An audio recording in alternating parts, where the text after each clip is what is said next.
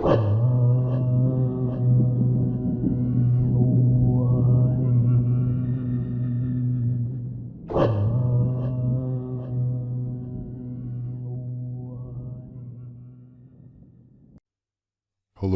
and welcome, my friends, to this video podcast. I am Baal Kadmon. In today's podcast, I'm going to be reading a chapter from my book, The Magickal Talismans of King Solomon. I hope you enjoy it. King Solomon. I suppose a book about the Talisman of Solomon would not be complete without a chapter about the king himself. We tend to think of King David as being the most notable king in the Old Testament. After all, he is referenced much more when it comes to Jewish identity. In many ways, David was more of a brute figure and a fighter, and was put on the map with his whole battle with Goliath. His son King Solomon has a much more robust reputation for good or for ill. Solomon achieved much more and was much worldlier as well. His exploits are renowned and makes his father, King David, look like a schoolmarm in many aspects.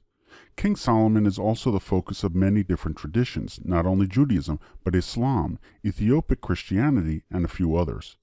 In Ethiopic Christianity, Solomon is one of the most important characters, second only to Solomon's son Menelik. Not many people know that.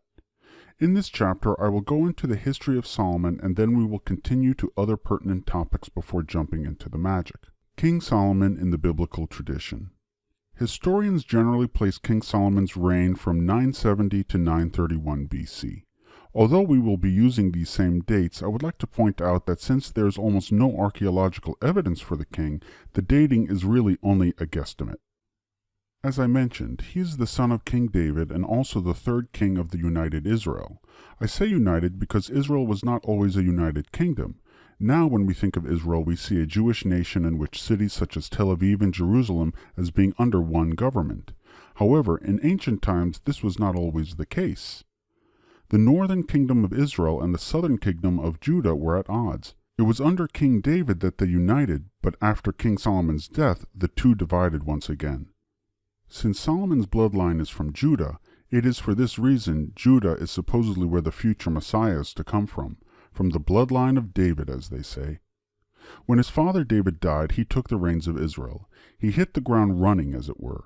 He dispensed with the people in his father's cabinet and appointed his friends to take on the most important posts of the kingdom, from the religious jobs to the military ones. King Solomon was a bit hawkish and put much of his resources at hand to expanding the military might of his kingdom. This military might allowed him to create military posts and colonies throughout the region. Like his father, he was very good at keeping diplomatic ties. He realized it was often better to approach an enemy with honey rather than with vinegar. He was a sucker for luxury and thus became known as the richest of all kings. He continued and expanded the trade of luxuries with the kingdom of Phoenicia to keep the supply coming. I would say he was even decadent. He is reputed to have had 1,000 wives and concubines. Surely, many of these arrangements were to solidify alliances, but that will still give you an idea of the type of lifestyle he lived. What Solomon is most noted for was his construction of the first temple in Jerusalem during his 4th year of reign. It's around this construction where the magical lore starts to take shape, but before we get into that, we have a lot of ground to cover. As I mentioned above, Solomon had 1,000 wives and concubines. The number according to the Bible is 700 wives and 300 concubines.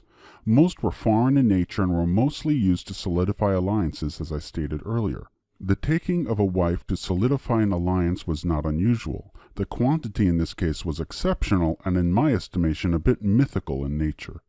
Even Ramses II, who had 160 children with 200 wives, almost seems unreal. But that was probably true. In short, Solomon was crazy for the ladies, so much so that it got him into some serious trouble. He adored some of them so much that he would do anything to keep them happy. This involved allowing some of them to import and worship their foreign gods and goddesses. He even allowed and commissioned a temple to the goddess Ashtaroth. To you and me, that sounds rather good. I would love to build a temple to Ashtaroth, but to the Jewish people at the time, this was a huge infraction. In Kings chapter 11 verse 4 it is stated that Solomon was highly influenced by some of his wives and started to worship some of those idols.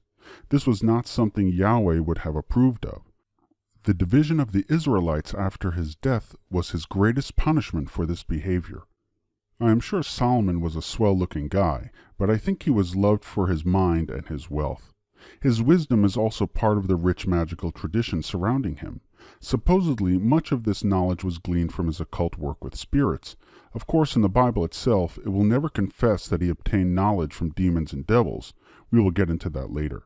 In the Bible, more specifically the Book of Kings, we see that Solomon truly wanted wisdom and would pray and offer sacrifices to God for it. It was apparent that this was the only thing he truly wanted.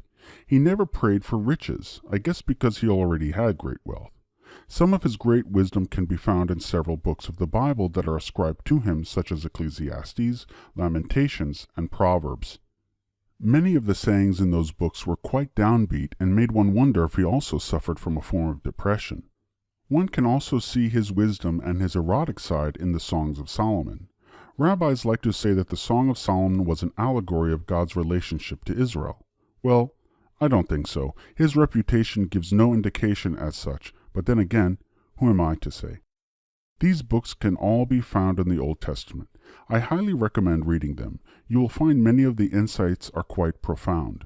Of course, there are other texts ascribed to him as well, but we will deal with those separately since they are outside the traditional ideas of Solomon. According to the Bible, Solomon died of natural causes when he was about 80 years old. As God promised, as a punishment, the kingdom of Israel would become divided once again, and they were never united from that moment forward. The Biblical and Ethiopian Christian tie-in. I just want to backtrack a little and discuss his relationship with the Queen of Ethiopia, and some would say Queen of Yemen as well. The Queen of Sheba. I feel it is very interesting because it's such a rich history. This relationship informs several traditions outside the conventional scriptural accounts. I did not add it to the last section because I wanted to cover both the biblical and Ethiopic versions of this relationship between the two monarchs at the same time, since there is significant overlap. The Queen of Sheba most likely ruled the territory that incorporates Yemen, Ethiopia, Eritrea, and Somalia. Oddly enough, for such an impactful relationship, the Bible leaves out significant details of it. From the biblical account, we know that, as I mentioned, Solomon had great wisdom. This attracted the Queen of Sheba. I told you, he was known more for his brains. She heard all these wonderful things and decided that she would pay him a visit. As is customary, when you visit royalty, you bring gifts. Sheba did just that. She brought precious stones, incense, and exotic spices. Solomon was so enamored by her that in Kings chapter 10, verse 10, it states that Solomon gave her everything she asked, and she left satisfied. As you can see, and as I mentioned earlier, he aimed to please, even at his own peril. In that account, it was Queen Sheba seeking out Solomon. However, in a rabbinic tradition, it is the other way around. Various signs led Solomon to discover her great land, and after discovering these signs, he summoned her at once.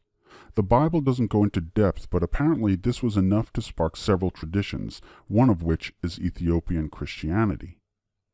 In the Ethiopian book of the Kebra Nagast, or the Glory of the Kings, which I might cover in a future title, it goes into greater depth.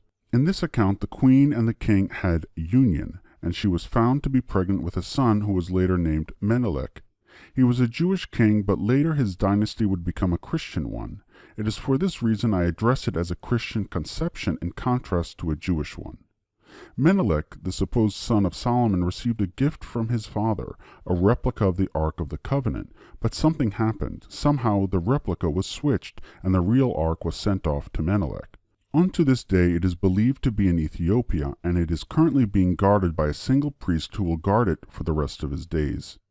As you can imagine, this idea that the original Ark is in Ethiopia has only served to heighten Ethiopian prestige of its monarchy. Unfortunately for us, we can't view the Ark and see if it is, in fact, there. Perhaps one day we will. Before we close this section of the chapter, I would like to mention something you might find interesting. In Jewish classical texts, it is also written that Sheba may have had a child with Solomon. The text did not describe this as a good thing. In fact, the texts say that he was punished for this. They contend that the child was the early ancestor of the Babylonian king Nebuchadnezzar II, who, some 300 years later, destroyed the temple. Their proof is somewhat interesting. suspect and certainly obscure. It is also not directly apparent if you don't know Hebrew. Let me explain. The name Nebuchadnezzar means in Akkadian, Nebu, preserve my firstborn. Nebu being the god of knowledge. In Akkadian, like most names of the time, adding a deity to the name was very common.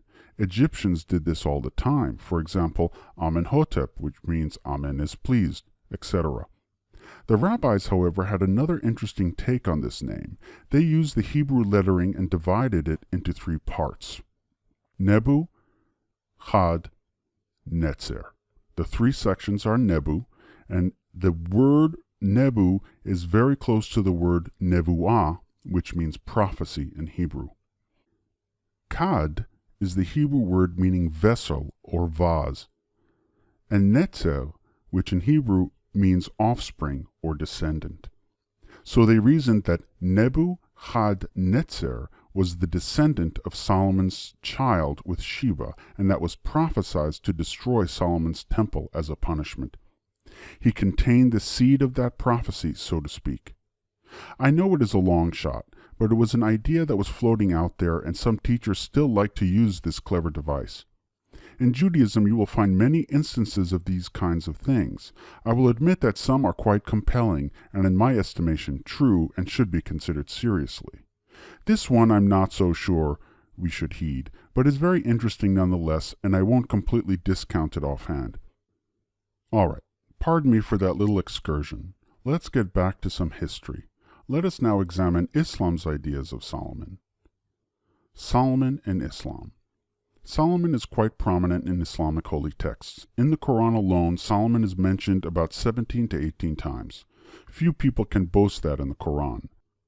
Like the other traditions about Solomon, he is accepted to be the son of King David and was the king over Israel.